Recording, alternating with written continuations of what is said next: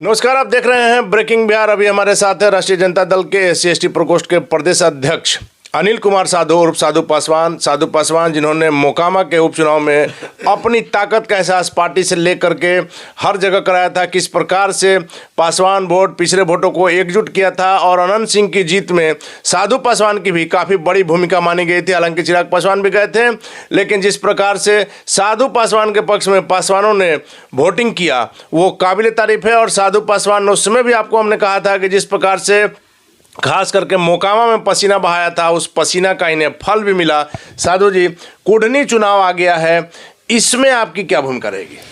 देखिए, खासकर कुढ़नी में हम लोग जाएंगे और पार्टी का निर्देश सभी पदाधिकारियों को मिलेगा, क्योंकि पंचायत स्तर से लेके प्रखंड स्तर तक हम अपने भी संगठन का वहाँ जितने भी हमारे पदाधिकारी हैं जिला स्तर का या प्रदेश स्तर का, मैं सबको डिप्यूट करूँगा और पार्टी के लिए, अपने गठबंधन के लिए, अपने समाज में जाएंगे और वोट मांगेंगे। जिस प्रकार से मोकामा में आपने अपना जलवा दिखाया था, कुढ़नी में भी दिखा पाएंगे? देखिए, लोकतंत्र में जनता मालिक है।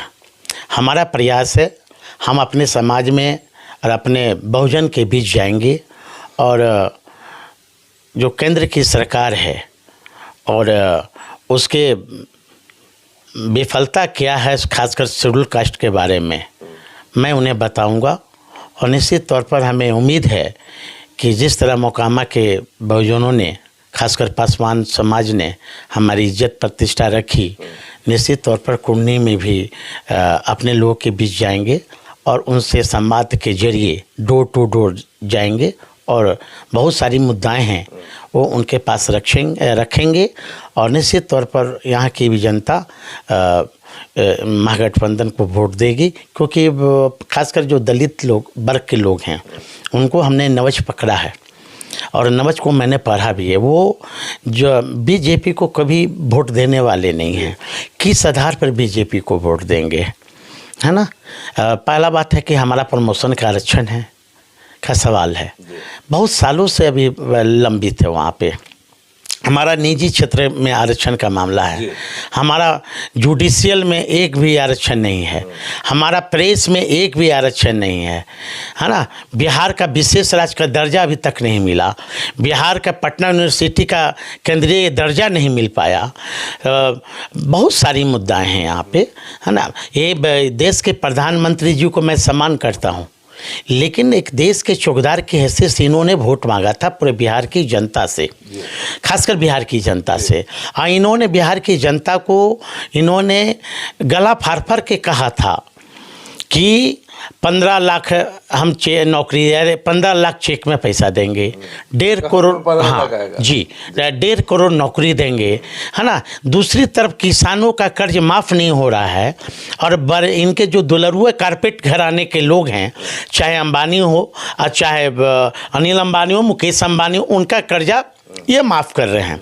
इन्होंने बोला था कि विदेशी धन वापस आएगा, तक कहाँ तक विदेशी धन, तो आपका देश से पैसा तो बाहर जा रहा है, तो विदेशी धन कहाँ लाए। तो ये सब खामियां है बीजेपी के। इन्हीं सब मुद्दों के लेकर आप जा रहे हैं? हाँ, निश्चित जाएंगे ना, क्योंकि बिहार की जनता को सब जान रही है, लेकिन बताना पड़ेगा। निश्चित तौर पर हमें पूर्ण विश्वास है कि हमारे ये सीट भी आप लोग दोनों गठबंधन के लिए इज्जत का सवाल है, नाक का बात हो गया है। स्वाभाविक है। अब देखिए, पिछले बार हमारा आरजेडी 2 जगह चुनाव लड़ी, मोकामा और गोपालगंज जो आज बीजेपी के लोग, कुछ लोग टाल ठोक रहे हैं कि हमारे चलते चुनाव बीजेपी जीत गए, तो जब मान लीजिए कि किसी व्यक्ति विशेष के चलते यदि जीते तो मात्र 1700 से, नहीं, चुनाव जीतते तभी ना माने जाते कि बीजेपी के लोग पक्षधर रहे।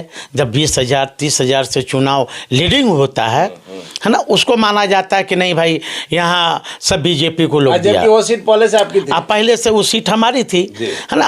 1500 1700 वोट से लोग ताल ठोक रहे हैं कि हमारे बीजेपी के कहने पर वोट आया। ये सब ये नहीं है, बिहार की जनता जान रही है ना। अब तो मैं तो कह रहा हूँ कि नरेंद्र मोदी जी जो हमारा नौजवान, चाहे कोई भी समाज जाति धर्म के रहो, वो पिछले बार क्या नारा लगाते थे, हर हर मोदी घर घर मोदी। अब वही नौजवान सड़क पर पकौड़ा बेच रहे हैं, है ना। वही नौजवान अब नारा लगा रहे हैं कि गड़बड़ मोदी बरबर मोदी लगा रहे हैं ना। इसलिए हमें अपना काम करते रहना है और हमने अपने पार्टी के लिए, अपने गठबंधन के लिए काम करना है मुझे। ओवैसी के जवाब में आप लोग इस बार मुकेश सहनी को लाए हैं क्या? देखिए, ओवैसी बीजेपी का कौन कौन बी टीम है, बिहार के लोगों को पता चल गया है कि बी टीम कौन है ना। और जहाँ तक सानी एक प्रदेश के नेता हैं, उनकी भी पार्टी है। उनके खड़ा होने से सीधा फायदा आपको मिल रहा है। अब क्या मिलेगा, जनता मालिक है। लेकिन मुकेश सहनी का दावा है कि हमारी लड़ाई बीजेपी से नहीं, महागठबंधन से है। अब क्या होगा, किससे लड़ाई है, बिहार की जनता निश्चित तौर पर रिजल्ट निकलने दीजिए। लेकिन साधु जी, आपने अपना सिटिंग सीट दे दिया जदयू को। वो देखिए, वो गठबंधन में होता है, ऐसा कोई नहीं, हमारे शीर्ष नेतृत्व का ये मामला है। लेकिन मुख्यमंत्री दोनों जगह नहीं गए थे। यहाँ कुटनी में सुनने में आ रहा है कि मुख्यमंत्री जी का 2 दिन सभा होने वाला है। अब देखिए, स्वाभाविक है कि माननीय मुख्यमंत्री जी की तबीयत अस्वस्थ थी, सभी लोग जानते हैं, आप लोग भी जानते हैं। लेकिन यहाँ हमें है कि बीजेपी से हमारी लड़ाई है। महागठबंधन में सब ठीक ठाक है ना साधु जी? तो आपको क्या लग रहा है, महागठबंधन में ठीक नहीं होता? तो आज जो एक केंद्र की सरकार ने बोला कि हम 1.5 करोड़ नौकरी देंगे, और हमारे जो सरकार बनी है, नहीं बनी है सरकार, आपने भी दिया नौकरी भैया। लेकिन पहले से वो तो नहीं। अच्छा ठीक है, मान लीजिए नरेंद्र मोदी जी तो 10 साल पहले बोले थे कि 1.5 करोड़ नौकरी देंगे, उन्होंने नहीं दिया। लेकिन हमारी जो सरकार है, तेजस्वी जी की जो सरकार है, नीतीश जी की सरकार है, वो तो आप तो देख ही रहे हैं ना सारे। लेकिन साधु जी, आपने उन्हीं कैंडिडेट में से देखा होगा कि कई महीने से नौकरी कर रहे हैं, नियुक्ति पत्र उनको इधर मिला न। मान लीजिए कहाँ हुआ बताइए ना आप। स्वास्थ्य में दिए कि नहीं दिए? हम लोगों ने नहीं दिए है ना, दिए कि नहीं दिए? अब वो बताए ना, देश का चौकीदार बतावे ना कि उन्होंने कितना दिया, वो बताए ना कि हमने नौकरी कितना दिया। लेकिन चलिए, आपने नौकरी दिया, क्या उन्हें आप तनख्वाह दे पाएंगे? बीजेपी का आरोप है कि तनख्वाह नहीं दे पाएंगे। सरकार बीजेपी सरकार चला रही है। सरकार आप चला रहे हैं? सरकार तेजस्वी जी और नीतीश जी चला रहे हैं ना।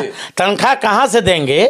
हाँ, कहा नहीं भाई, ये इनसे पूछिए ना, बीजेपी वाले से जरा पूछे ना। कुछ लोग हामी भर रहे हैं, हाँ, कि कहा नहीं अभी तक एक भी उद्योग खुला बिहार में? क्या सिर्फ नीतीश जी और बीजेपी? तो कुछ दोनों दोषी दोनों ने। नीतीश जी तो बार बार कह रहे थे कि विशेष राज्य का दर्जा दो।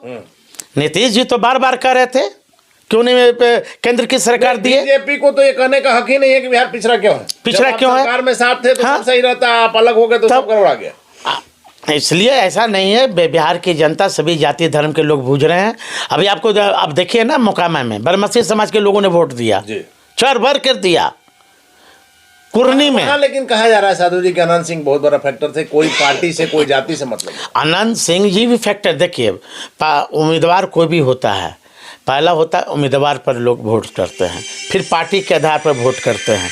पार्टी भी फैक्टर होती है ना, है ना। कोई बहुत बड़ा रहे, मान लीजिए कि पार्टी भी फैक्टर है। ऐसा नहीं है कि उम्मीदवार भी फैक्टर होते हैं, पार्टी भी फैक्टर होते हैं, और उम्मीदवार का कार्यकलाप भी फैक्टर होता है। कुर्नी सीट आप लोग जीत रहे हैं कि क्या? देखिए, अभी हम कुर्नी गए नहीं हैं, है ना, जाने दीजिए। तो आता होगा? आता है फिर, लेकिन वहाँ जाने से वस्तु स्थिति पता चलेगी। जदयू को मिल गया इसलिए आप लोग एक्टिव नहीं है? नहीं, ऐसी बात नहीं है। जब गठबंधन होता है तो दिल खोलकर गठबंधन होता है। चलिए साधु जी, चलते एक आखिरी सवाल है कि बिहार में ये आरोप लगा रहा है विपक्ष, और देखने में भी आ रहा है कि विगत दिनों में जो क्राइम बढ़ गया है, आपने देखा होगा लगातार। सिर्फ आरा की बात करते हैं तो आपके चिराग पासवान जी भी 2 दिनों पहले गए थे, कई जगह उन्होंने जाकर पीड़ित के परिजनों से मिला, पीड़ित परिजनों से मिले, जिनकी हत्या हुई थी उनके परिजनों से मिले, और आरा में जो उन्होंने अपना पद यात्रा निकाला था, उसे क्या समर्थन मिला आपने देखा? देखिए, चिराग जी घूमे हैं, ठीक, अच्छी बात है। विपक्ष में हैं और अपने पार्टी के राष्ट्रीय अध्यक्ष हैं, है ना। और जहाँ तक क्राइम कंट्रोल की बात है, निश्चित तौर पर कुछ घटनाएं ऐसी घटी है जहाँ आपस में ज़मीन विवाद है ना।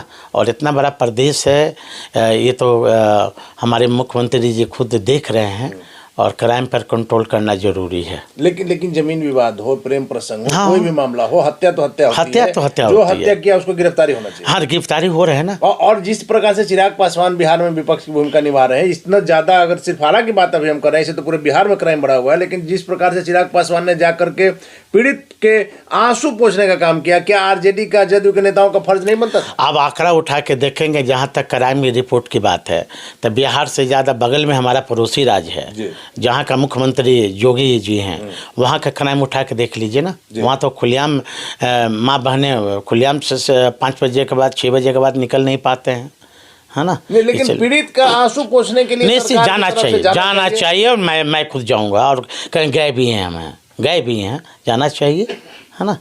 चलिए, धन्यवाद आपका। तो ये थे हमारे साथ राष्ट्रीय जनता दल के SC/ST प्रकोष्ठ के प्रदेश अध्यक्ष अनिल कुमार साधु उर्फ साधु पासवान, जिनका साफ तौर पर कहना है कि विधि व्यवस्था को लेकर के मुख्यमंत्री अपने स्तर पर सचेत हैं। कहीं यदि कोई घटना होगी तो उसको निश्चित पकड़ा जाएगा, और साथ ही साथ पीड़ित के परिजन जो है उनके आंसू को पोंछने के लिए आरजेडी भी जाएगी, और ये साधु जी खुद गए भी हैं। और कुटनी चुनाव को लेकर के आगे क्या होगा देखना काफी दिलचस्प होगा। फिलहाल आप बने रहें ब्रेकिंग बिहार के साथ।